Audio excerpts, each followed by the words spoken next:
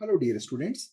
In this lecture we will discuss about architectural design and believe me ये बहुत ही important topic है पूरे software development strategy का। Architecture एक टाइप का स्केलेटन है। आपने नाम सुना होगा 3 tier आर्किटेक्चर। चाहे वेब डेवलपमेंट की बात कर ले तो उसमें भी फ्रंट एंड होता है, बैक एंड होता है और बिजनेस लॉजिक लेयर होती है। हम एक और आर्किटेक्चर की बात करें जिसका नाम आपने सुना होगा, that is client server architecture. Client server communication जिसमें होता है ना। तो ये जो आर्किटेक्चर है ये बेसिकली एक बिल्डिंग ब्लॉक बताता है आपको कि सिस्टम फॉर्मुलेट किस स्केलेटन को फॉलो करते हुए हुआ है। स्केलेटन जितनी ज्यादा स्ट्रॉन्ग और डायनेमिक होगी उतना ही ज्यादा प्रोविजंस आपको अपने सॉफ्टवेयर डिजाइन में मिलने जा रहे हैं। तो आपको डिजाइन स्ट्रैटेजीज पता होनी चाहिए कि कितने प्रकार के हमारे पास मॉडल्स अवेलेबल हैं, उन मॉडल की एप्लीकेबिलिटी सिचुएशनल लेवल पर क्या है। जैसे एक सर्टेन नट बोल्ट को ओपन करना है अपन को, तो उसके लिए बाकायदा एक इंस्ट्रूमेंट या टूल चाहिए पड़ेगा और वही पर्टिकुलर टूल उसको ओपन या क्लोज नट को लगा पाएगा या खोल पाएगा। सो एक सर्टेन सिचुएशन पे एक सर्टेन मॉडल की समझ जब आपके पास होगी तब आप उस मॉडल को चूज कर पाएंगे। सो आपके पास आपके कैटलॉग में मॉडल की स्टडीज होनी चाहिए। ठीक है। एक और बात बहुत ही इंपॉर्टेंट है, there is a term software architect और ये रोल भी है। Software architect is a person who actually sit at the centre and all the stakeholders report to this particular person. अपने पॉजिटिव नेगेटिव्स जो भी particular चीजें हैं software development को लेकर या सॉफ्टवेयर की फिजिबिलिटी को लेकर या बिजनेस मॉडल को लेकर, सॉफ्टवेयर के आफ्टर डेवलपमेंट जब वो मार्केट में उतरेगा तो वो सारे कंसिक्वेंसेस, सारी चीजें, डिफरेंट डिफरेंट स्टेक होल्डर्स जो भी हैं जो उससे डायरेक्टली और इनडायरेक्टली कंसर्न कर रहे हैं, वो सब किसको रिपोर्ट करते हैं? इन भाई साहब, जिसको बोलते हैं सॉफ्टवेयर आर्किटेक्ट। ठीक है। सो डिस्कशन को आगे बढ़ाते हैं। ऑब्जेक्टिव्स कौन कौन से हैं सॉफ्टवेयर सिस्टम को डिजाइन करने के, जिसमें आर्किटेक्चरल डिजाइन के क्या क्या ऑब्जेक्टिव है। सो पहला ऑब्जेक्टिव है to introduce architectural design and to discuss its importance. सबसे पहले आर्किटेक्चरल डिजाइन है क्या और ये क्यों इंपॉर्टेंट है, क्यों ये इतना जरूरी है, जिसको अपन ने सबसे पहली प्राथमिकता दी हुई है। Second point, to explain why multiple models are required. हमारे पास मॉडल्स लेवल पे देखें तो कौन कौन से मॉडल्स अवेलेबल है। मान लीजिए मॉडल 1 है, ये 2 है, ये 3 है, ये 4 है, ऐसे हमारे पास n नंबर ऑफ मॉडल्स होंगे। तो मॉडल की स्टडी आपके पास होनी चाहिए और उनकी feasibility. So types of architectural model कब कब यूज होंगे और क्या हाइब्रिड मॉडल बनेगा, मतलब क्या इन मॉडल्स के कॉम्बिनेशन, दो तीन मॉडल की अच्छी अच्छी चीजें निकाल ली और उसको एक कंपोजिट मॉडल बना दिया या हाइब्रिड मॉडल बना दिया, तो क्या वो भी प्रोविजन है? ऑब्वियसली होगा।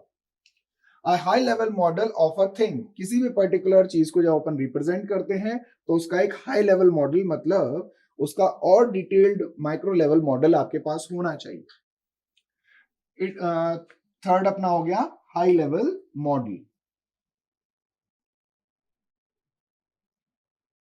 देन हम बात करते हैं fourth, that is describe critical aspect of the thing understandable to many stake holders.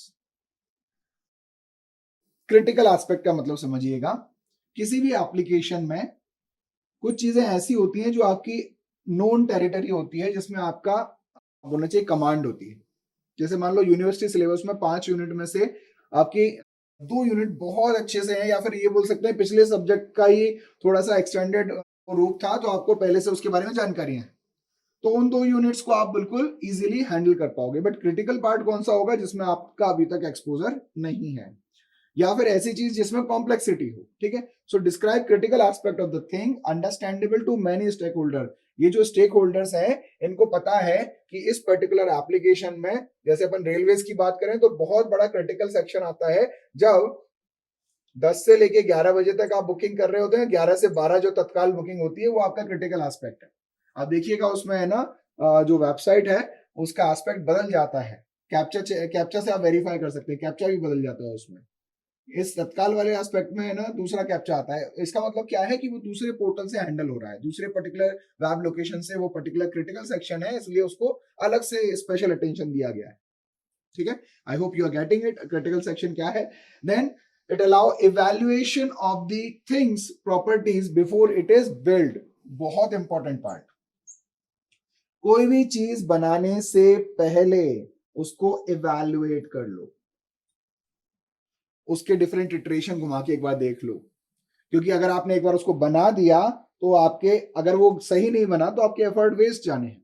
ठीक है, सो ये हमें प्रोविजन मिल जाता है कि आप यहाँ पर एक बार बोलते हैं ना ड्राई रन करना, या फिर सिस्टम चीजों को पहले विजुलाइज कर लेना, एनालिटिकल लेवल पर टेस्ट कर लेना।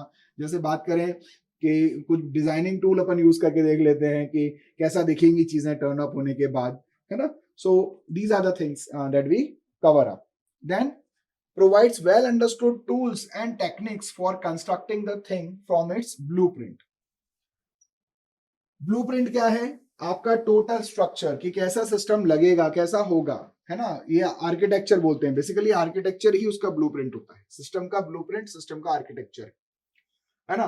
और उस पर्टिकुलर आर्किटेक्चर को इंप्लीमेंट करने के लिए, उस पर्टिकुलर सिस्टम को फॉर्मुलेट करने के लिए कौन कौन से टूल्स और टेक्निक्स लगेंगी, उसकी अंडरस्टैंडिंग होना बहुत जरूरी है। So this was the objective of architectural design, कि आर्किटेक्चरल डिजाइन से आपको कौन कौन से फीचर एंड फंक्शनैलिटी किन किन लेवल पे उसको और डिटेल में समझने का मौका मिल जाता है। और जितनी ज्यादा समझ उतना अच्छा प्रोडक्ट। ये बहुत ही important statement. So iterations are always better way to visualize the thing, to feel the situation where we will get stuck or where the special attention has to be given, which module is very well known, so less work or less effort will be given to that module. So such kind of things can be only identified when we are getting into the drill. मतलब उस particular model से होके गुजरना होगा, उस architectural design को visualise करके देखना होगा। ठीक है, सो ये हमारे पास फायदे हो जाते हैं। These are the objectives of architectural design. Thank you.